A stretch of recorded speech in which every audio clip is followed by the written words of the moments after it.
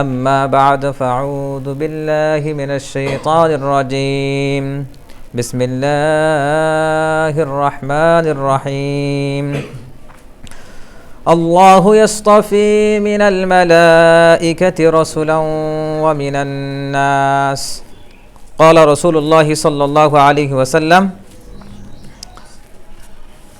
من صام رمضان إيمانا واحتسابا غفر له ما تقدم من ذنبه যাবতীয় প্রশংসা, যাবতীয় মহিমা, যাবতীয় গুণকীর্তন সেই মহান রব্বুল আলামিনের জন্য, যার অশেষ কৃপায় তাঁর একটি গুরুত্বপূর্ণ ফরজকে পালনার্থে আমরা এই রমাদানের শেষ জুমায় মসজিদে উপস্থিত হতে পেরেছি।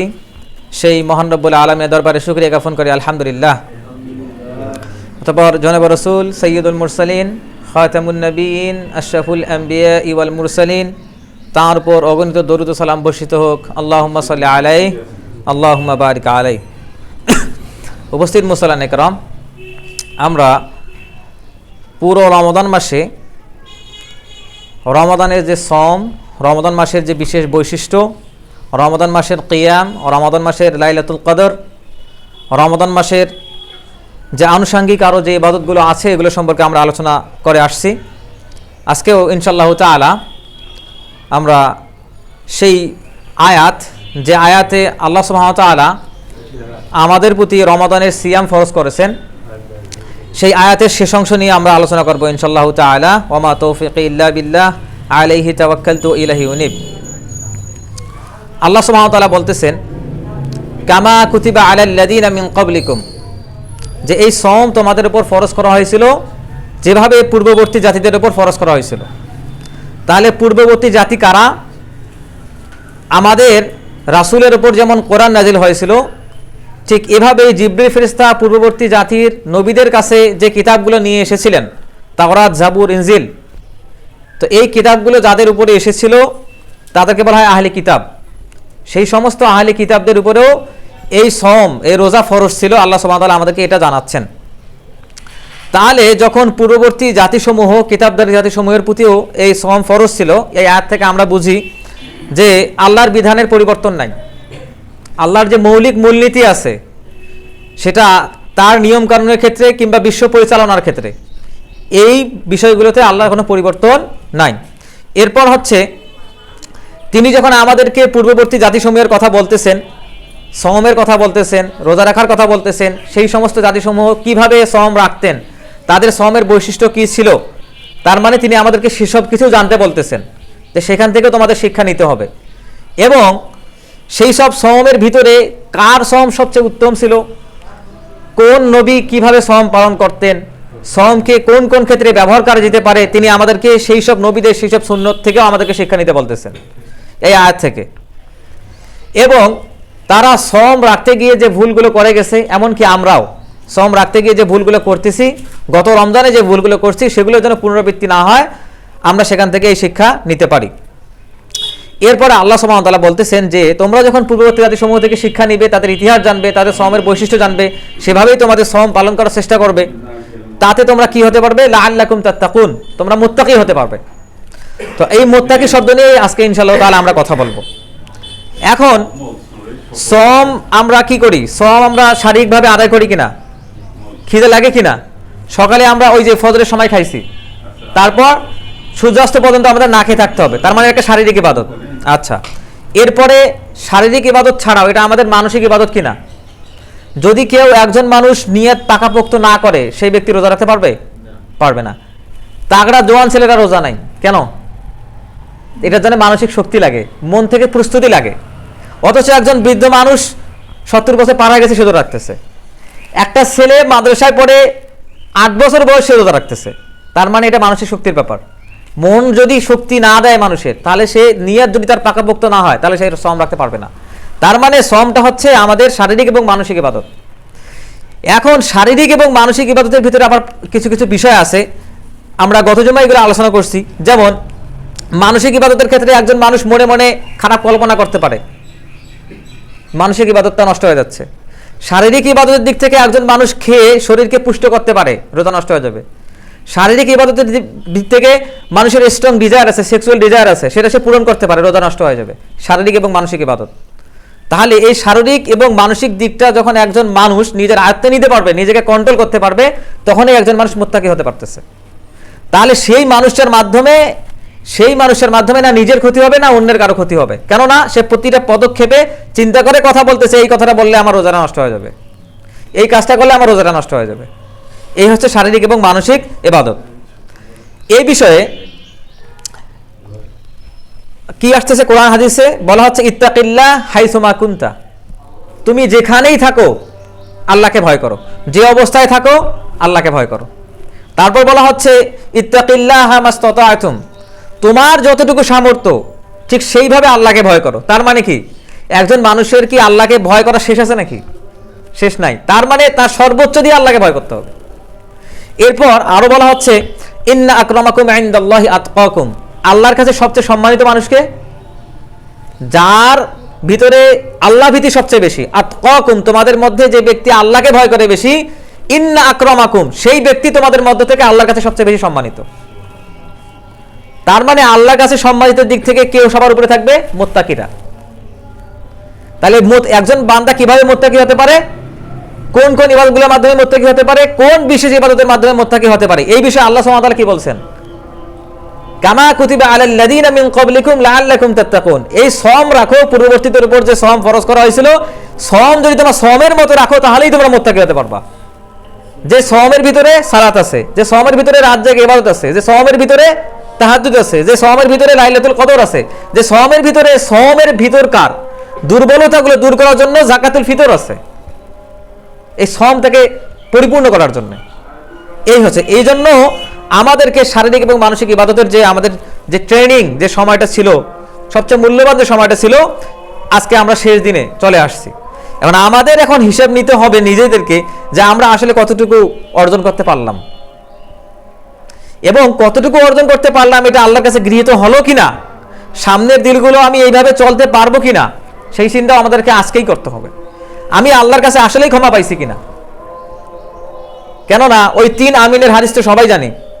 আল্লাহ রসুল মিম্বারে উঠলেন, বললেন আমিন, দ্বিতীয় মিম্বার ধাপে উঠলেন, বললেন আমিন, তৃতীয় ধাপে উঠে বললেন আমিন। সাহাবীরা জিজ্ঞেস করলো, হে আল্লাহ রসুল, আপনি তো এরকম সচরাচর করেন না, আজকে কেন আমিন বলতেছেন? তখন রাসূলুল্লাহ সাল্লাল্লাহু আলাইহি ওয়াসাল্লাম প্রথমেই বললেন, যে ব্যক্তি রমাদান পেল কিন্তু তার সব গুনাহ ক্ষমা করিয়ে নিতে পারলো না, সেই ব্যক্তি ধ্বংস হোক। জিবরিল বলল আমিন, আমিও বললাম আমিন। আচ্ছা, আমিন কে কে বলল? জিবরিল ফেরেশতা, তার মানে সমস্ত ফেরেশতাদের সর্দার। আর দ্বিতীয়বার আমিন কে বলল? রাসূলুল্লাহ সাল্লাল্লাহু আলাইহি ওয়াসাল্লাম, সমস্ত নবীর শ্রেষ্ঠ নবী, সবার চেয়ে সম্মানিত নবী, তিনি আমিন বললেন। 2 জন ব্যক্তি, একজন ফেরেশতা এবং একজন মানুষ, যে মানুষের মধ্য থেকে, নবীদের ভিতর থেকে সর্বোত্তম, যে ফেরেশতাদের ভিতর থেকে সর্বোত্তম, তারা বলল আমিন। বলল কোনখানে? আল্লাহর কথার প্রেক্ষিতে তারা আমিন বলল, যারা রমাদান মাসে নিজেকে ক্ষমা করে নিতে পারলো না তারা ধ্বংস হোক। চিন্তা করে দেখেন, তার মানে রমাদানে ক্ষমা করিয়ে নেওয়ার অনেক সম্ভাবনা ছিল, আছে। এজন্যই এই হাদিস সহিহ বুখারীতে আসছে। বুঝেন তাহলে এখন আমরা আসলে কতটুকু অর্জন করতে পারলাম। আচ্ছা, এই আয়াতটা যখন কোনো বিধর্মী পড়ে, যেমন ইহুদি খ্রিস্টানেরা, যাদের উপর আগের কিতাব আসছে, তারা যখন এই আয়াতটা শোনে, কামা কুতিবা আলাল লাযিনা মিন ক্বাবলিকুম, যেমন পূর্ববর্তীদের উপরেও রোজা ফরজ করা হয়েছিল, তারা যখন শোনে তারা কি মনে করে? আসলে কোরআনের আয়াতগুলো শুধু তো মুমিনের জন্য না, পুরো পৃথিবীর মানুষের জন্য, হুদাল লিন্নাস, মানুষদের হেদায়েতের জন্য। তো যখন কাফের মুশরিকরা এই আয়াতটা শোনে, তারা আসলে কি মনে করে? দেখেন, আল্লাহ সুবহানাহু ওয়া তাআলা তাদের প্রেক্ষিতেই বলতেছেন, কুল ইয়া আহলাল কিতাব, হে নবী আপনি আহলে কিতাবদেরকে বলেন, তাআলাউ ইলা কালিমাতিন সাওয়াইন বাইনানা ওয়া বাইনাকুম, তোমাদের এবং আমাদের মধ্যে যেসব বিষয় মিল আছে চলো আমরা সেগুলো নিয়ে আলোচনা করি। কোন কোন বিষয়? বাইনানা ওয়া বাইনাকুম আল্লা না'বুদা ইল্লাল্লাহ, আল্লাহ ছাড়া কারো ইবাদত করা যাবে না। ওয়ালা নুশরিকা বিহি শাইআন, কোনো কিছুতে তার সঙ্গে শরীক করা যাবে না। ওয়ালা নাত্তাখিযা বা'দুনা বা'দান, এবং তাকে ব্যতীত আর অন্য কাউকে গ্রহণ করা যাবে না। এইটা গ্রহণ করে নিয়ে যদি কেউ নেয়, তার মানে তার ঈমান আসছে কিনা, তখন তাকে ইসলামের এই সংস্কৃতিগত দাওয়াতগুলো দিতে হবে। যেমন সওম রাখো, এখন নামাজ পড়ো, তোমাদেরও নামাজ ছিল, এখন মুসলিম হও। কেননা প্রতিটা কাফেরের উপর ইসলাম গ্রহণ করা কি ওয়াজিব, প্রতিটা কাফেরের উপর ইসলাম গ্রহণ করা ওয়াজিব। তাহলে এই আয়াতগুলো আসলে তাদেরকেও দাওয়াত দিচ্ছে, শুধু মুসলিমদেরকে সওম রাখতে বলতেছে না। তাহলে আমরা এখন দেখব যে এই যে মিলগুলো আমরা তাদের মধ্যে থেকে খুঁজে পাচ্ছি এবং আমাদের মধ্যে পাচ্ছি, তাহলে এগুলো দিয়ে এই রমাদান মাসে তাদের প্রতিও যে আমাদের দাওয়াত দিতে হবে, আল্লাহ সুবহানাহু ওয়া তাআলা এটাই ইন্ডিকেট করতেছেন আমাদেরকে। এরপর আমরা দেখতেছি যে আমাদের সময়ে যেসব অমুসলিমরা মুসলিম হচ্ছে না, কিংবা যাদেরকে চিন্তাশীল মানুষ বলা হয় যে প্রত্যেক চিন্তাশীল মানুষ মুসলিম হতে বাধ্য। যে ব্যক্তিটা চিন্তা করবে সে ব্যক্তিটা মুসলিম হতে বাধ্য। এবং একজন মানুষের সর্বোচ্চ ভার্সন, একজন আধুনিক মানুষের, একজন জ্ঞানী মানুষের, একজন বিচক্ষণ মানুষের সর্বোচ্চ ভার্সন কি হতে পারে? তাকে মুসলিম হইতে হবে। তাহলে মুসলিম কাকে বলা হচ্ছে? যে ব্যক্তি তার ইবাদতের মধ্যে ইয়াকিন রাখে। ইয়াকিন মানে দৃঢ় বিশ্বাস। একজন মানুষ মরবে, এই বিশ্বাস সবার আছে কিনা? এটাকে ইয়াকিন বলা হয়। হ্যাঁ, হাত্তা আতানাল ইয়াকিন, মৃত্যু আসা পর্যন্ত, মানে মৃত্যুর প্রতি মানুষ বিশ্বাস করে। এই মৃত্যুর মতো একজন মানুষ সেই ইবাদত করতেছে আল্লাহর, এইটা বিশ্বাস করতে হবে। তা আমাকে মরতে হবে এবং আল্লাহর ইবাদত করতে হবে, এইটা হচ্ছে ইবাদতের মধ্যে ইয়াকিন। এইভাবে ইবাদত করতে হবে। এখন আমরা দেখবো যে এখানে আল্লাহ সুবহানাহু ওয়া তাআলা আমাদেরকে বলতেছেন লাআল্লাকুম তাত্তাকুন, যাতে তোমরা মুত্তাকি হতে পারো। তাহলে আমরা কিছু শব্দ জানি, যেমন মুত্তাকি জানি, মুমিন জানি, শহীদ জানি। এই শব্দগুলো আমরা জানি কিনা? তাহলে এই শব্দগুলো নিয়ে আল্লাহ সুবহানাহু ওয়া তাআলা পবিত্র কোরআনে কি বলতেছেন দেখেন। আল্লাহ সুবহানাহু ওয়া তাআলা বলতেছেন মাই ইউতিইল্লাহ, যে আল্লাহর আনুগত্য করে, ওয়ার রাসূল, এবং রাসূলের আনুগত্য করে, তারা কি ফাউলাইকা মাআল্লাযিনা আনআমাল্লাহু আলাইহিম, তারা আল্লাহর নিয়ামত প্রাপ্ত। বোঝেন, যারা আল্লাহর আনুগত্য করে, রাসূলের আনুগত্য করে, তারা কি হবে? ফাউলাইকা মাআল্লাযিনা আনআমাল্লাহু আলাইহিম, তারা সেই সমস্ত মানুষদের অন্তর্ভুক্ত হবে যারা আল্লাহর নিয়ামত প্রাপ্ত। তারা কারা? আল্লাহ সুবহানাহু ওয়া তাআলা বলতেছেন মিনান নাবিয়িন, তারা নবীদের মধ্য থেকে। তারপর বলতেছেন ওয়াস-সিদ্দীকিন, তারা সত্যবাদীদের পক্ষ থেকে। তারপর কি বলতেছেন? ওয়াশ-শুহাদা, তারা শহীদদের মধ্য থেকে। ওয়াস-সালিহিন, এবং তারা সালেহ বান্দাদের পক্ষ থেকে। ওয়া হাসুনা উলাইকা রফিকা, এবং আল্লাহ তাআলার যে বিশেষ বন্ধুত্বপূর্ণ আচরণ, কিয়ামতের দিন আল্লাহ সুবহানাহু ওয়া তাআলা এদের সঙ্গে এই আচরণ করবেন। সুবহানাল্লাহি ওয়া বিহামদিহি। রফিক মানে দোস্ত, অন্তরঙ্গ বন্ধু। এই অন্তরঙ্গ বন্ধুর মতো আল্লাহ সুবহানাহু ওয়া তাআলা এদের সঙ্গে আলোচনা করবেন। কার কার? পয়লাম মিনান নাবিয়িন, নবীদের মতো। তারপর ওয়াস-সিদ্দীকিন, সত্যবাদীদের মতো। আচ্ছা, সিদ্দিক কে ছিল? কার উপাধি সিদ্দিক ছিল? আবু বকর রাদিয়াল্লাহু আনহু। আচ্ছা, আবু বকর রাদিয়াল্লাহু আনহুকে কি বলা হয়? খয়রুল বাশার, মানে নবীদের পরে পৃথিবীতে সর্বোত্তম মানুষকে আবু বকর রাদিয়াল্লাহু আনহু, সিদ্দিক বলা হচ্ছে। এরপর ওয়াশ-শুহাদা, যারা শহীদ হয়েছে। আচ্ছা, যে শহীদ মানুষ, তাকে শহীদ বলবে জন্যই শহীদ হয়েছে, তার মর্যাদা আছে নাকি তাকে জাহান্নামে নিক্ষেপ করা হবে? প্রথম দিকে যাদেরকে জাহান্নামে নিক্ষেপ করা হবে তার তালিকায় সেও আছে। যে ব্যক্তি মানুষ আমাকে শহীদ বলবে এই জন্য শহীদ হয়েছে, যে ব্যক্তি মানুষ আমাকে দানবীর বলবে এই জন্য দান করছে, সেই আলেম, যে ব্যক্তি মনে করে যে মানুষ আমাকে আলেম বলবে এই উদ্দেশ্যে ইলম অর্জন করছে, তাদেরকে সর্বপ্রথম জাহান্নামে নিক্ষেপ করা হবে, সর্বপ্রথম দিকে একদম। কিন্তু এখানে কাদেরকে বলা হচ্ছে? সওম রাখছেন নবীরা, সওম রাখছেন সিদ্দিকিনরা, সওম রাখছেন শহীদরা, সওম রাখছেন সালেহ বান্দারা। এদের কাছে আল্লাহর যে বন্ধুত্বপূর্ণ আচরণ, আল্লাহ সুবহানাহু ওয়া তাআলা এদের সঙ্গে সেই আচরণটা করবেন। এখন আমরা পবিত্র কোরআন এবং হাদিস থেকে মুত্তাকিদের যে বৈশিষ্ট্য পাই, যেটা হওয়ার জন্য আমাদেরকে রমাদান মাস দেওয়া হয়েছে, যেন আমরা চেষ্টা করি সেই মুত্তাকিদের বৈশিষ্ট্য সম্পর্কে আমরা জানবো ইনশাআল্লাহ। তাহলে আমাদেরকে কি মুত্তাকিদের বৈশিষ্ট্য অর্জনের চেষ্টা করতে হবে, নাকি এমনি এমনি মুত্তাকি হয়ে যাব? চেষ্টা করতে হবে। তার মানে পবিত্র কোরআনে মুত্তাকিদের যেসব বৈশিষ্ট্য চলে আসছে, সেই সব বৈশিষ্ট্য আমাদেরকে খুঁজে বের করতে হবে। খুঁজে বের করে ওই বৈশিষ্ট্য আমাদেরকে বৈশিষ্ট্যপূর্ণ হতে হবে, তখন আমরা মুত্তাকি হতে পারবো। তো পবিত্র কোরআনে মুত্তাকিদের বেশ কয়েকটা বৈশিষ্ট্য আসছে। যেমন প্রথম, গায়েবের প্রতি ঈমান। একজন মুত্তাকি কেমন হবে? গায়েবের প্রতি ঈমান থাকবে। আচ্ছা, ঈমান যেসব বিষয়ের প্রতি নিয়ে আসতে হয়, যেমন আসমানি কিতাবের প্রতি ঈমান, এটা একটা। আর একটা রাসূলগণের প্রতি ঈমান। এই দুইটা বৈশিষ্ট্য ছাড়া বাকি সব বৈশিষ্ট্য গায়েব। তাকদীরের প্রতি বিশ্বাস, আল্লাহর প্রতি বিশ্বাস, ফেরেশতার প্রতি বিশ্বাস, কিয়ামতের প্রতি বিশ্বাস। এগুলো আমরা দেখছি, আমরা কল্পনা করতে পারি না। কিন্তু আসমানি কিতাব আমাদের কাছে কোরআন আছে, আর আমাদের একজন নবী আসছিলেন হযরত মুহাম্মদ সাল্লাল্লাহু আলাইহি ওয়াসাল্লাম। এই দুইটা আমাদের কাছে স্পষ্ট, আর বাকি সবগুলা গায়েব। এগুলো অদৃশ্য আমাদের কাছে। অদৃশ্য মানে কি? হয়তো আছে কিন্তু আমরা তো টের পাই না। ফেরেশতা তো আছে, আমরা তো অস্তিত্ব টের পাই না।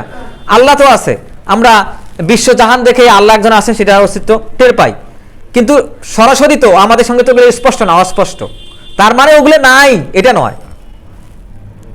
যেমন আমরা সালাত আদায় করতেছি, সালাত আদায়ের আগে ইসলামের যে 5টা খুঁটি আছে, প্রথমে কি? আশহাদু আল্লা ইলাহা ইল্লাল্লাহ ওয়া আশহাদু আন্না মুহাম্মাদান আবদুহু ওয়া রাসূলুহু। তো আমরা কি আল্লাহকে দেখছি? আমরা তো নবীকে দেখিনি, সাহাবীদেরকে দেখছি। তার মানে ওটা আমাদের জন্য গায়েব। তারপরে সালাত, যাকাত, সওম, হ্যাঁ, তারপর হচ্ছে হজ। তো এই যে বিষয়গুলো, এই বিষয়গুলো দেখা যাচ্ছে। এবং ইবাদতের সবচেয়ে গুরুত্বপূর্ণ উপাদান কি? আমরা তো মুমিন, মুসলিম, ইবাদত করতে আসছি। ইবাদতের সবচেয়ে গুরুত্বপূর্ণ উপাদান কোনটা? না, ইবাদতের সবচেয়ে গুরুত্বপূর্ণ উপাদান হচ্ছে ইয়াকিন। কাআন্নাকা তারাহু ফাইন লাম তাকুন তারাহু ফাইন্নাহু ইয়ারাক। তুমি ইবাদত করতেছো, এটা মনে করো যেন আল্লাহ, তুমি আল্লাহকে দেখতেছো। ফাইন লাম তাকুন তারাহু, তুমি যদি আল্লাহকে না দেখো, ফাইন্নাহু ইয়ারাক, তাহলে তিনি তোমাকে দেখতেছেন। এটা হচ্ছে ইয়াকিন।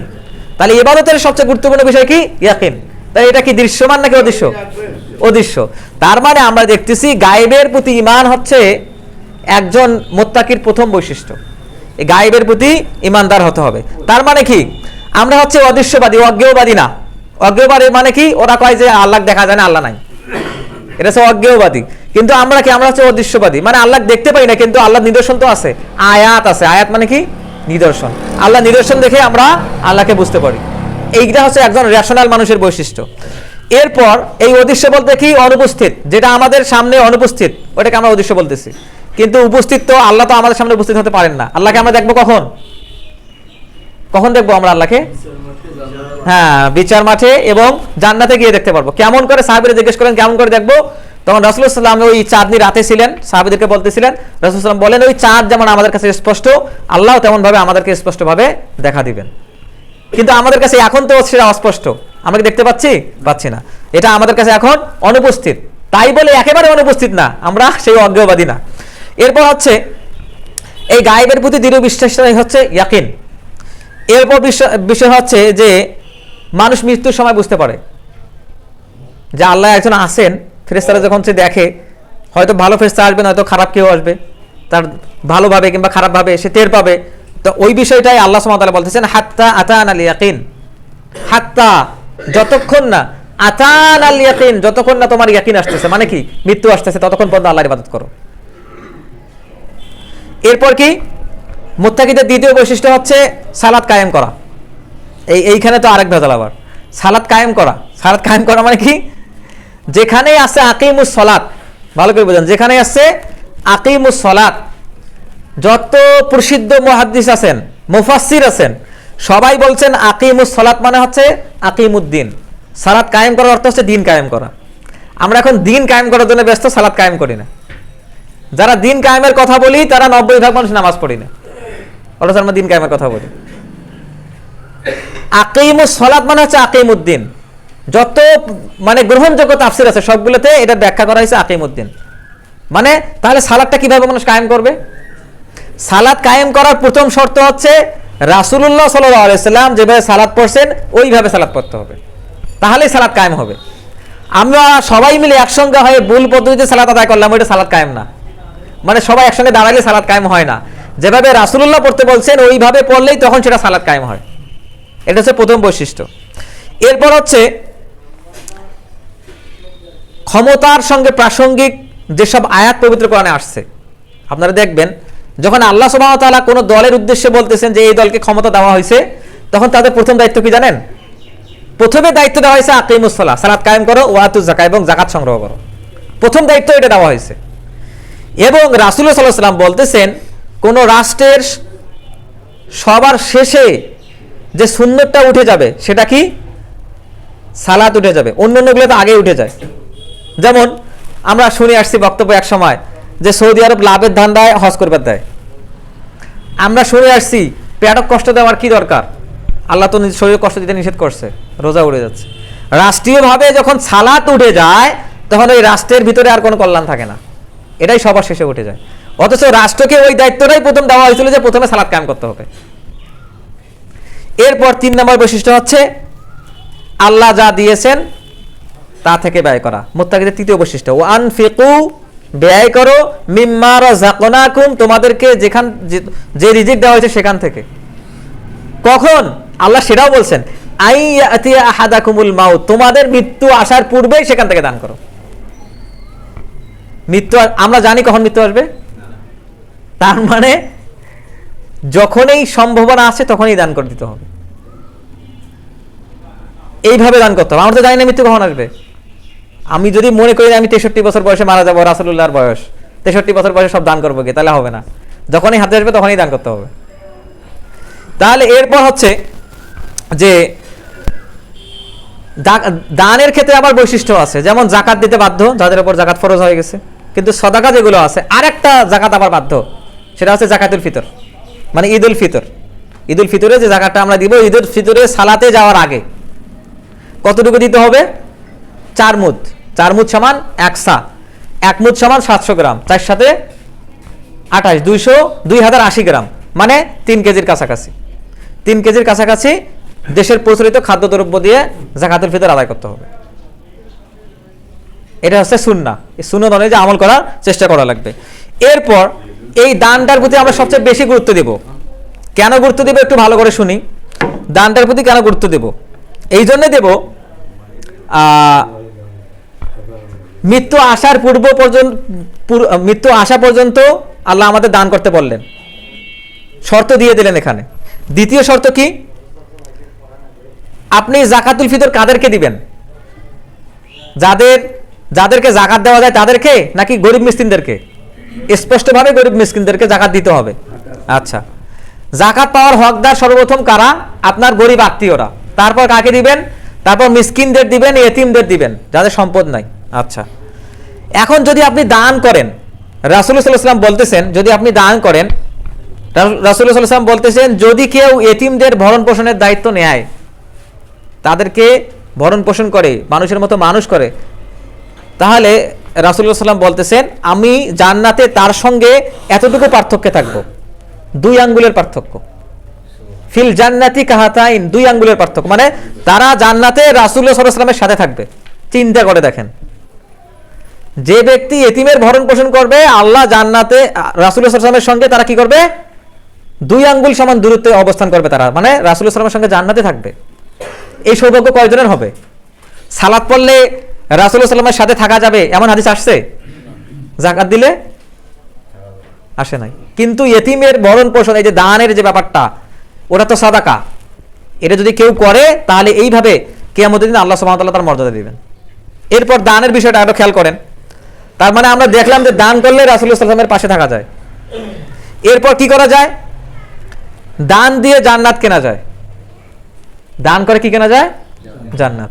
ওই বীরে রুমা কূপের নাম শুনছি আমরা, ইহুদির কূপ, খুব ঠান্ডা পানি, সাহাবীরা ঠান্ডায় কষ্ট পায়, বাগানের পাশে কূপ, ওই কূপের পানি আবার খেলে পিপাসা দূর হয়, খুব সতেজ শীতল পানি, কিন্তু বিক্রি করে না। ওসমান রাদিয়াল্লাহু আনহু, আল্লাহ রাসূল বললেন যে কে এমন আসো যে এই কূপটা ক্রয় করে সাহাবী আমাদের মুসলিমদের ক্ষেত্রে কাজে লাগাবে।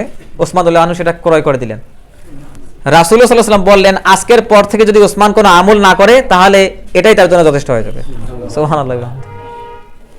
ওসমান রাদিয়াল্লাহু আনহু তার জীবদ্দশায় 2 বার জান্নাত কিনে নিয়েছেন, 2 বার। আচ্ছা, ওসমানের উপাধি কি? গনি, মানে কি? ধনী। আমরা যখন ওই যে ওসমান রাদিয়াল্লাহু আনহু সম্পত্তির হিসাব করলাম, ওই একটা জুম্মার খুতবায় কত হিসাব করছিলাম? তিনি ছিলেন বিলিয়নিয়ার, মানে বর্তমান বিল গেটসের চেয়ে বেশি ধনী। আমরা তার সম্পত্তির হিসাব করছিলাম। তিনি একমাত্র তাবুক যুদ্ধে, মুতা যুদ্ধে যে দানগুলো করছিলেন সেটারে আমরা হিসাব করছিলাম প্রায় 2000 কোটি টাকার সমপরিমাণ সম্পত্তি। তাহলে এই যে মানে তিনি যে কূপটা কিনে দিলেন, রাসূলুল্লাহ সাল্লাল্লাহু আলাইহি ওয়াসাল্লাম কি বললেন যে আজকের পর থেকে যদি ওসমান কোনো আমল না করে তাহলে এই কূপটা যে কিনে দিল মুসলমানের জন্য, এটা তার জন্য যথেষ্ট। তাহলে দান করে জান্নাত কেনা যায় না? আচ্ছা, এরপর কি? দান করে মানুষের হৃদয় জয় করা যায়। আচ্ছা, যাকাত যে 8টা খাতে দিবেন ওখানে বলা হয় নাই ওয়াল মুআল্লাফাতি কুলুবুহুম, মানে যাদের অন্তর দ্বীনের প্রতি আকৃষ্ট তাদেরকে যাকাত দিয়ে দ্বীনে নিয়ে আসো। তার মানে অন্তর জয় করতে হবে। যাকাত দিলে অন্তর জয় হয় আসলেই। আমরা কোথায় যাকাত দিব? আমরা কোথায় যাকাতুল ফিতর আদায় করব? দেখতেছি একজন মানুষ অসহায়, সে আসলেই সালাফি মানহাজের প্রতি আকৃষ্ট, এদিকে আসতে চায় কিন্তু বিভিন্ন কারণে ঘেঁষতে পারে না। এই মানুষগুলো অর্থনৈতিকভাবে একটু অসচ্ছল হয়, তাদেরকে খুঁজে খুঁজে যাকাত দিবেন আপনি। এটা যে হিকমা, এই কাজগুলো করতে হবে। আপনি বেনামাজি ব্যক্তিকে যাকাত দিবেন নাকি নামাজি ব্যক্তিকে যাকাত দিবেন? তাহলে যদি আপনি নামাজি ব্যক্তিকে জাকাত দেন, আপনার জাকাতটা সঠিক জায়গায় যাচ্ছে, এটা যদি আপনার চেষ্টা থাকে, তাহলে একদম স্বচ্ছ হৃদয়ের ব্যক্তি যে এই দিনের প্রতি আকৃষ্ট, সঠিক বিশ্বাসের প্রতি আকৃষ্ট, তাহলে তাকে খুঁজে খুঁজে জাকাত দেওয়া লাগবে না, জাকাতুল ফিতর করতে হবে না, এটা করতে হবে। এবং এইখানে আরও একটা বিষয় হচ্ছে, আমাদের বাংলাদেশের বিশেষ কিছু মসজিদে তারা কি করে, পুরো রমজানে জাকাত সংগ্রহ করে, আবার ঈদ শেষ হওয়ার 2 দিন পর থেকে তারা দান শুরু করে। এটা কি জাকাতুল ফিতর আদায় হবে? হবে না। কারণ জাকাতুল ফিতর আদায় কিছু শর্ত আছে। শর্ত কি? জাকাতুল ফিতর আদায়ের সর্বশেষ শর্ত দেওয়া আছে, এটা সৌদি ফাতাওয়া বোর্ড থেকে। জাকাতুল ফিতর আদায় করতে হবে কখন? ঈদের সালাতে যাওয়ার আগে। তা কতদিন আগে সংগ্রহ করতে হবে? এই জন্য তারা সময় দিয়েছেন, যেহেতু সৌদির জাকাতগুলো বহির্বিশ্বে যায়, এই জন্য তারা সর্বোচ্চ 2 দিন আগে সময় দিচ্ছেন, মানে 28শে রমজান পর্যন্ত সময় দিচ্ছেন। এই সময়ে জাকাত সংগ্রহ করবে এবং ঈদের সালাতে যাওয়ার আগে জাকাতগুলো বন্টন করা হবে। এখন এইটা যদি বাংলাদেশের মসজিদগুলোতে চালু করে, যেমন আমাদের মসজিদে যদি চালু করে, তাহলে কি করতে হবে? জাকাত সবার সংগ্রহ করতে হবে। এখন চালু করলে এখানে কিছু সুফল আছে, যেমন একজন ব্যক্তি, যে ব্যক্তিরা আসলে অসচ্ছল, তাকে কোনো একটা ব্যবস্থা করে দিলে সেই ব্যক্তিটা সচ্ছল হয়ে উঠবে, পরবর্তী বছর সেও জাকাত দিতে পারবে। তাহলে তাকে জাকাত দেওয়া ইম্পর্টেন্ট কিনা? আপনারা 50 জনের জাকাত একজনকে দিতে পারেন জাকাতুল ফিতর, আবার একজনকার জাকাত 3 জনকেও দিতে পারেন।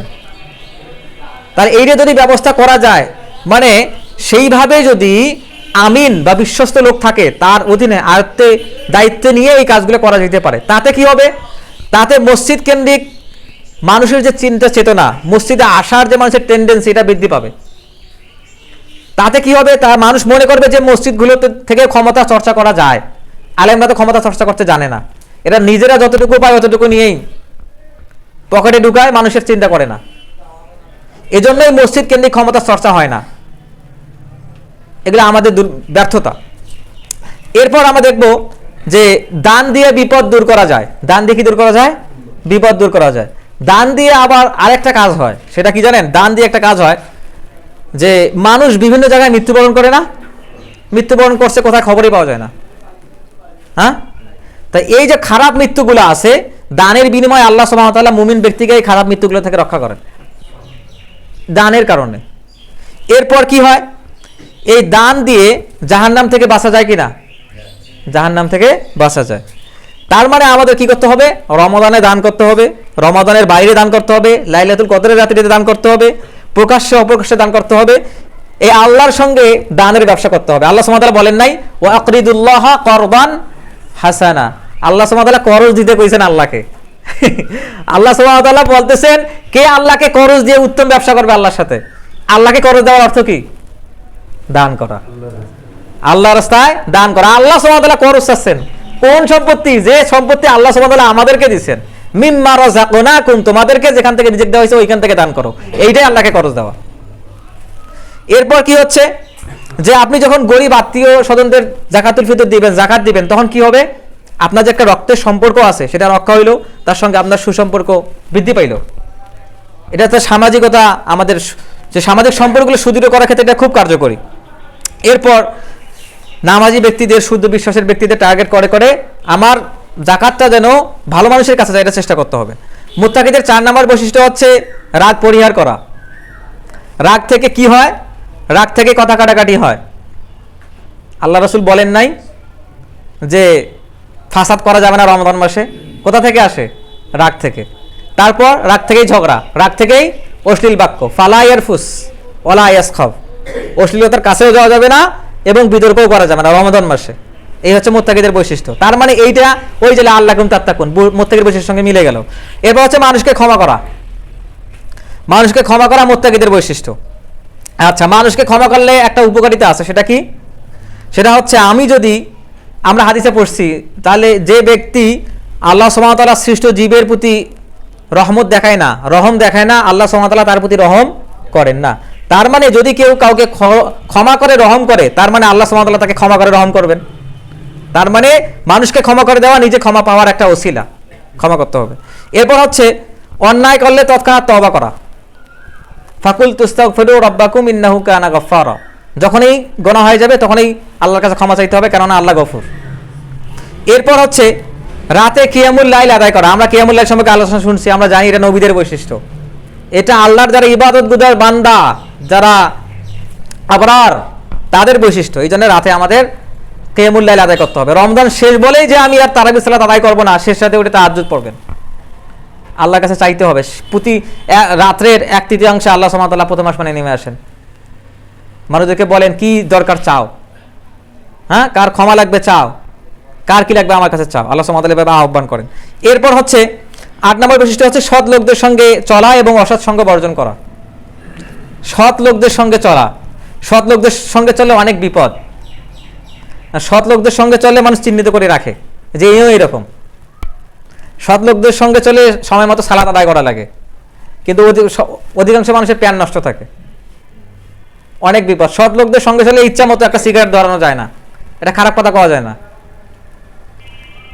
এই জন্য আপনার একটা অসৎ সঙ্গের দরকার হবে, কিন্তু অসৎ সঙ্গে বর্জনের চেষ্টা করতে বলা হয়েছে, এটা মুত্তাকিদের বৈশিষ্ট্য। এরপর হচ্ছে 9 নম্বর সমস্ত অহেতুক এবং অতিরিক্ত কাজ ত্যাগ করা, এটা মুত্তাকিদের সর্বোচ্চ বৈশিষ্ট্য। এখন অতিরিক্তের ক্ষতি যে কি, অতিরিক্তের ক্ষতি এত বেশি যে এটা সম্পর্কে একটা আলাদা জুম্মা আলোচনা করতে হবে। অতিরিক্তের ক্ষতি এত বেশি, আমরা বর্তমান সময়ে যেটা করি, যে কাজগুলোই করি, সেগুলো সবগুলোই অতিরিক্ত। অতিরিক্ত দিয়ে আমাদের জীবনটা পরিপূর্ণ। আমরা কথা বলি অতিরিক্ত, খাই অতিরিক্ত, পড়ি অতিরিক্ত, বলি অতিরিক্ত, সব কিছু অতিরিক্ত করি। এজন্যই আমাদের জীবনটা এভাবে দুর্বিষহ। এগুলোর বিস্তারিত ব্যাখ্যা আছে। এরপর হচ্ছে যে এই যে আমরা মুত্তাকিদের বৈশিষ্ট্যের কথা পড়তেছি, তো যখন কোনো সাহাবী কিংবা আমাদের মতো সাধারণ কোনো মানুষ তাকওয়াবান হবে, তাকওয়াবান হওয়ার ফলে তার ভিতরে যে পরিবর্তনটা আসবে, আমরা যখন আমাদের হৃদয়ের বসন্ত পাইছি রমাদান মাস, গোনাহের গোনাহ ত্যাগ করার সময় একটা পাইছি, সব যখন আল্লাহ সুবহানাহু ওয়া তাআলা 700 গুণ পর্যন্ত বৃদ্ধি করে দিচ্ছেন, তো এটা কি মুমিনের বসন্তকাল না? এটা আমাদের বসন্তকাল। তো এই বসন্তকাল যখন আসলে বিদায় নিচ্ছে, একজন মুমিনের চিন্তা চেতনা কেমন হইতে পারে, একজন মুমিন আসলে এখানে কি অনুভব করতে পারে, কি ফিল করতে পারে, এই বিষয়ে দেখেন সাহাবীরা কিংবা আমাদের যারা সালাফ ছিলেন তাদের আমল কীরকম ছিল। যেমন তাদের কিছু কল আপনাদের সঙ্গে শেয়ার করি। তারা বলতেছেন, মান কুবিলাল্লাহি মিনহু সামা রমাদানা ফাহুয়া মিনাল ফাইজিন। আল্লাহ সুবহানাহু ওয়া তাআলা রমাদানে যার সওম কবুল করছেন সেই হচ্ছে সফল কাম। আমরা কি নিশ্চিত আমাদের সওম আল্লাহ কবুল করছেন? আমরা নিশ্চিত দিতে পারবো না। সালাফদের কল, তার মানে তারা এটা চেষ্টা করতেন, পরিপূর্ণরূপে চেষ্টা করতেন। রাসূলুল্লাহ সাল্লাল্লাহু আলাইহি ওয়াসাল্লাম লুঙ্গি বেঁধে নিতেন, তাহলে সাহাবীরা কি করতেন চিন্তা করে দেখেন। তারপর বলা হচ্ছে ফাইদা ফাআলুহু আকা আলাইহিম উল হাম্মু আইয়ুকবালু মিনহুমুল আমলা। যখন তাদেরকে বলা হতো যে রমাদান শেষ হয়ে যাচ্ছে, তাদের অনুভূতিটা কেমন ছিল? রমাদান শেষ মানে কি ঈদ আসতেছে, তখন তারা চিন্তা করতেন আইয়ুকবিলু মিনহুম আমলা, যে আমি কি আসলেই আল্লাহ সুবহানাহু ওয়া তাআলা যাদেরকে কবুল করছেন তাদের অন্তর্ভুক্ত নাকি না। তারা ঈদের আনন্দ করার আগে এইটা চিন্তা করতেন, মানে আমরা মুত্তাকি হয়ে গেছি, আল্লাহ সুবহানাহু ওয়া তাআলা আমাদেরকে কবুল করছেন কিনা তার আগে এটা চিন্তা করতেন যে আমি আসলে তাদের অন্তর্ভুক্ত হইতে পারছি কিনা। তার মানে রমাদান শেষের জন্য আপনাকে দোয়া করতে হবে, হে আল্লাহ আমার আমলগুলো আপনি কবুল করে নেন। আল্লাহ সুবহানাহু ওয়া তাআলা এই রমাদান মাসের যে আমরা ইবাদতগুলো করছি সেগুলো কবুল করে নিন, আল্লাহুম্মা আমিন। তারপর তারা বলতেছেন, তাদের কল থেকে বলতেছি, যেমন তারা বলতেছেন লাইসাল ঈদু লিমান লাবিসাল জাদিদ, ঈদ তার জন্য নয় যে নতুন পোশাক পরলো, তাহলে ঈদ কার জন্য? তারা বলতেছেন ইন্নামাল ঈদু লিমান আমিনাল ওয়াইদ, ঈদ হচ্ছে তার জন্য যার ইবাদতগুলো আল্লাহ সুবহানাহু ওয়া তাআলা কবুল করছেন। সুবহানাল্লাহি ওয়া বিহামদিহি। এরপর ইমাম ইবনে রজব আল হাম্বলি রাহিমাহুল্লাহ উনি লাতাইফুল মাআরিফে একটা কবিতা লিখছেন, এভাবে বলতেছেন ইয়া শাহরা রমাদান তারাফাক, হে মহিমান্বিত মাস রমাদান একটু ধীরে যাও। তারপর বলতেছেন দুমুউল মুহিব্বিনা তাদাফাক, যারা তোমাকে ভালোবাসে তারা প্রচন্ড কষ্ট পাচ্ছে। তারপর বলা হচ্ছে কুলুবুহুম মিন আলমিল ফিরাকি তাশাফাক, এই যে বিদায় বেদনায় তুমি তাদের হৃদয় ভেঙে দিচ্ছ, আমাদের হৃদয় যে ভেঙে যাচ্ছে এটা কি তুমি জানো? তুমি ধীরে ধীরে প্রবাহিত হও। সালাফদের অন্তরে অনুভূতি ছিল রমাদানের বিদায়ের সময় এরকম। এই কবিতাটা তিনি তার বইয়ে নিয়ে আসছেন। হাসান বসরি রাহিমাহুল্লাহ তিনি বলতেছেন কুল্লু ইয়াউমিন লা ইয়াসাল্লাহু ফীহি ফাহুয়া ঈদুন, আল্লাহর বান্দাদের জন্য এমন প্রত্যেকটা দিনই হচ্ছে ঈদ যে দিনগুলোতে আল্লাহর বান্দা খারাপ কাজ করে না, মাসিয়া কবিরা গুনাহ করে না। এমন প্রতিটা দিনেই হচ্ছে আল্লাহর বান্দাদের জন্য ঈদের দিন। কারণ একটা ফাসেক ফুজুর থাকলেই তো আপনি জান্নাত যেতে পারবেন না, আর যেদিন আপনি সেই কাজটা করেন নাই সেদিনে হচ্ছে আমাদের ঈদের দিন। এরপর বলা হচ্ছে বিসাল কওমু লা ইয়াকরিফুনাল্লাহা ইল্লা ফি রমাদান, বিসাল কওমু লা ইয়ারিফুনাল্লাহা ইল্লা ফি রমাদান। এখানে বলা হচ্ছে যে সেই জাতি কত না নিকৃষ্ট জাতি, বিসাল কওম ওই জাতি নিকৃষ্ট জাতি, লা ইয়ারিফুনাল্লাহা ইল্লা ফি রমাদান যে জাতি শুধুমাত্র রমাদানেই আল্লাহকে চেনে। তার মানে রমাদানের পরে যে জাতি আল্লাহকে ভুলে যায় ওই জাতি হচ্ছে নিকৃষ্ট জাতি। আমাদের অবস্থা ঠিক এই কথার একদম প্রাসঙ্গিক। রমাদান শেষ, আমরা আবার আগের জায়গায় ফিরে যাই। আমাদের এই রমজানটা গত রমজানের চেয়ে উত্তম হয় না, আমাদের আজকের দিনটা গতকালের চেয়ে উত্তম হয় না। এই বাক্যটা সেটা প্রমাণ করতেছে। এখন রমাদানকে আমরা ইবাদতের মৌসুম বানাই, এটা আমাদের দুর্বলতা। আচ্ছা, একজন মুমিন স্বাভাবিক দিনগুলোতে যেরকম চলে আর রমাদানের দিনগুলোতে যেরকম চলে, একজন মুমিন তার কিন্তু বেশি পার্থক্য আসে না। পার্থক্য কতটুকু আসে, সে একটু বেশি কোরআন পড়ে, একটু বেশি আল্লাহ বিল্লাহ করে। কিন্তু একজন মুমিনের রমাদানের দিন এবং সাধারণ দিনগুলো প্রায় এক, কিন্তু এই দিনগুলোতে সে বেশি আল্লাহর ইবাদত করে।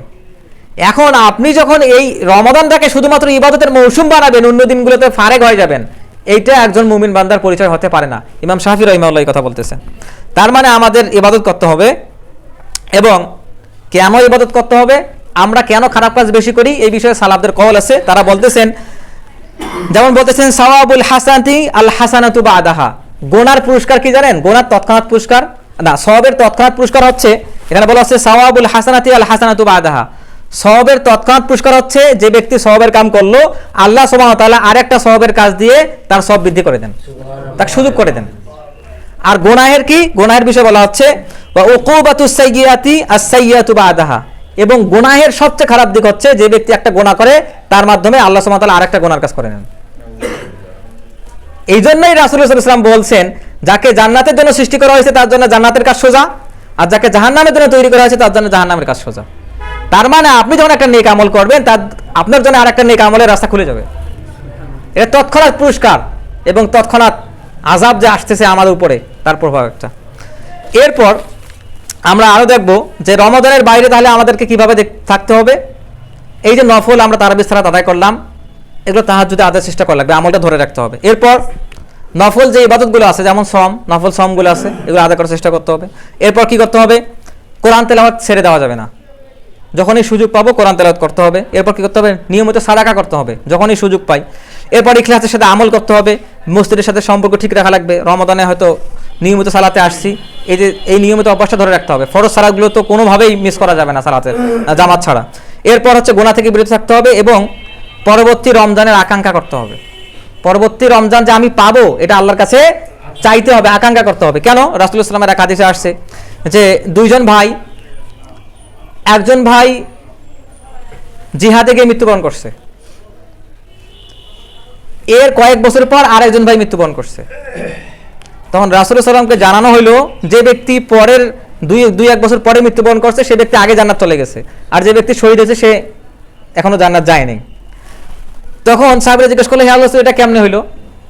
তখন রাসূলুল্লাহ সাল্লাল্লাহু আলাইহি ওয়াসাল্লাম বললেন, যে ব্যক্তি 2-3 বছর পরে মারা গেছে ওই ব্যক্তি তার রমজান মাসগুলোকে খুব ভালোভাবে কাজে লাগাইছে, এই জন্য একজন শহীদ ব্যক্তির চেয়ে সে আগে জান্নাত চলে গেছে। সুবহানাল্লাহ, চিন্তা করে দেখেন। তাহলে এই বিষয়গুলো আসলে আমি যে পরবর্তী যেন রমজানটা পাই, এই আকাঙ্ক্ষা আমাদেরকে ধরে রাখতে হবে। আল্লাহ সুবহানাহু ওয়া তাআলা আমাদেরকে পরবর্তী রমজান পর্যন্ত বেঁচে থাকার তৌফিক দান করুন, আল্লাহ। এখন রমাদানের সবচেয়ে বড় যে ভুল সেটা হচ্ছে আমরা রমাদানে প্রতিক্রিয়াশীল হয়ে যাই। প্রতিক্রিয়াশীলতা কি সেটা একটু বোঝাই। একজন মুমিন সারা বছর অ্যাক্টিভ থাকবে, কর্মপ্রচেষ্টা থাকবে। রমজান আসলে আমাদের কর্মপ্রচেষ্টা বৃদ্ধি পায় কিনা? সব নিতে হবে, এটা স্বাভাবিক, এটা হতে পারে। কিন্তু রমজান যখন শেষ হয়ে গেল আমার কর্মপ্রচেষ্টা কমে গেল, এটা হচ্ছে প্রতিক্রিয়াশীলতা। প্রতিক্রিয়াশীলতা কি জিনিস? সমস্যা যখন আমার কাছে আসছে আমি তখন সিদ্ধান্ত নিতেছি, এটাকে ফেল হওয়ার সম্ভাবনা আছে না? সমস্যা আসার আগেই যদি আমি চিন্তা করি তাহলে সেই সমস্যা থেকে উতরে যাওয়া সম্ভব। জাহান্নামে যেন আমাকে যাইতে না হয় এজন্যই তো দুনিয়াতে আমাকে সিদ্ধান্ত নিতে হবে, নাকি মরার পরে যে আবার সিদ্ধান্ত নেওয়া যাবে? তখন তো বলবে মানুষ ফামা হিলিল কাফিরিন আম হিলহুম রুয়াইদা, হায় হায় এই ভালো ইচ্ছাগুলো যদি আমি মরার আগে করতাম, ইয়া লাইতানি কুনতু তুরাবা, হায় আমি যদি মাটি হয়ে যেতাম। তাহলে এই আফসোস কি পরে গিয়ে করলে হবে নাকি আগে সিদ্ধান্ত নিতে হবে? এইটা হচ্ছে প্রতিক্রিয়াশীলতা। যেমন আমরা রাজনৈতিক ক্ষেত্রগুলোতে দেখি, একটা হুলস্থুল কাণ্ড ঘটে গেছে, তারপর সিদ্ধান্ত নিচ্ছে, সমাধান হয় একটাও হয় না। এইটা হচ্ছে প্রতিক্রিয়াশীলতা। আমাদের প্রতিক্রিয়াশীল হইলে হবে না। এই মুসলিমরা প্রতিক্রিয়াশীল যতদিন থাকবে ততদিন পর্যন্ত কোনো কাজে সফল হইতে পারবে না। আমাদের সিদ্ধান্ত আগ থেকে নিতে হবে, কারণ মুমিন মানেই সবরকারী, পরিকল্পনাকারী। আপনি কোথায় সবর করবেন আর কিসের জন্য পরিকল্পনা করবেন, এই জন্য জান্নাত আল্লাহ ঠিক করে রাখছেন।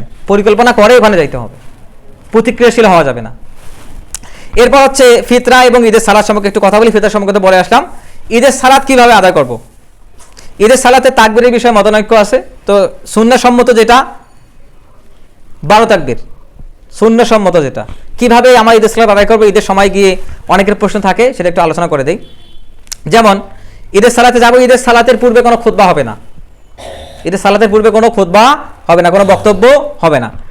সালাতে দাঁড়াবো, প্রথম তাকবীর দেওয়া হবে। প্রথম তাকবীরের পর সবাই কি করতে হবে? সানা পড়ে নিতে হবে। একটু নীরব থাকতেন রাসূলুল্লাহ সাল্লাল্লাহু আলাইহি ওয়াসাল্লাম, আমাদের একটু নীরব থাকতে হবে। তার মানে প্রথম তাকবীরের পরে সানা পড়ে নিতে হবে। তারপর এই প্রথম তাকবীর ছাড়াই সানা পড়ার পরে 7টা তাকবীর হবে, 7টা। এবং প্রতিটা তাকবীরে কি করতে হবে? রফুল আযান করতে হবে প্রতিটা তাকবীরে। এখন এইখানে শাফিঈ মাযহাব মানে ইমাম শাফি রাহিমাহুল্লাহ তার যে বুঝ, সেই বুঝ অনুসারে তিনি বলছেন তাকবীরে তাহরিমা ছাড়াই পরবর্তীতে 7 তাকবীর, মানে প্রথম রাকাতে 8 তাকবীর হয়ে গেল তাকবীরে তাহরিমা সহ। আর হাম্বলি ইমাম আহমদ বিন হাম্বল রাহিমাহুল্লাহ ওনার বুঝ হচ্ছে তাকবীরে তাহরিমা সহ 7 তাকবীর। তো তাকবীর এগুলো সুন্নতে, এগুলো সুন্নত, অতিরিক্ত তাকবীর এগুলোতে সুন্নতে জায়েদা বলা হয়। এটা যদি কম বেশি হয়, যেমন একজন ব্যক্তি 3টে তাকবীর শেষ হয়ে গেছে চলে আসছে, সেই ব্যক্তি কি করবে? তার জন্য ওটা দেওয়া লাগবে না। এগুলো সুন্নত, সবের কমতি হয়ে গেল। তাহলে তাকবীরে তাহরিমা সহ কটা তাকবীর হলো? 8টা তাকবীর। তাকবীরে তাহরিমা সহ 8টা তাকবীর। আমরা প্রথমে তাকবীরে তাহরিমা দেব, তারপর কি করব? সানা পড়ে নেব, তারপর 7টা তাকবীর হবে। তারপর সূরা ফাতিহা, তারপর সুন্নত সম্মত যে কোনো একটা সূরা, তারপর প্রথম রাকাত শেষ। দ্বিতীয় রাকাতে ওরা সময় আল্লাহু আকবার বলবো কিনা? এই আল্লাহু আকবার ছাড়াই, এই আল্লাহু আকবার ছাড়াই তারপরে 5টা তাকবীর, উঠে 5টা তাকবীর, উঠে আমরা হাত বাঁধবো। হ্যাঁ, আল্লাহু আকবার বলে উঠলাম কিনা, উঠে হাত বাঁধবো। তারপর কটা তাকবীর দেবো? 5টা তাকবীর। 7 আর 5 কত হলো? 12টা তাকবীর। এই তাকবীর দেওয়ার পর তারপর কি হবে? তারপরে ইমাম সাহেবের কাজ, সূরা ফাতিহা পড়বে, অন্য সূরা পড়বে, রুকুতে যাবে, সিজদায় যাবে, সালাত শেষ করে দেবে, তারপর খুতবা শুরু হবে। এই হচ্ছে সালাতের সংক্ষিপ্ত নিয়ম। কারো কোনো প্রশ্ন আছে? প্রশ্ন করা যাবে খুতবার সময়, সমস্যা নেই। প্রশ্ন থাকলে বলতে পারেন। প্রশ্ন মনে হয় নাই, কারণ এটা সবার কাছে স্পষ্ট। এখন যারা তাকবীরে কম বেশি করে, যেমন হানাফি মাযহাবের ভাইরা, তারা কম বেশি করে। তারপরে আমরা যারা ভারত, পাকিস্তান, বাংলাদেশে সালাফি এবং শাফি মাযহাবে যারা সালাফি, এরা ওই যে তাকবীরে তাহরিমা সহ 8টা তাকবীর দেয়। কিন্তু সৌদি যারা সালাফি এবং মধ্যপ্রাচ্যে যারা সালাফি, এরা আবার তাকবীরে তাহরিমা সহ 7টা তাকবীর দেয়। মানে ওরা তাকবীরে তাহরিমা ছাড়াই গণ্য করছে, আর আমরা তাকবীরে তাহরিমা সহ গণ্য করছি। তো এই তাকবীরে কোনো সমস্যা নেই।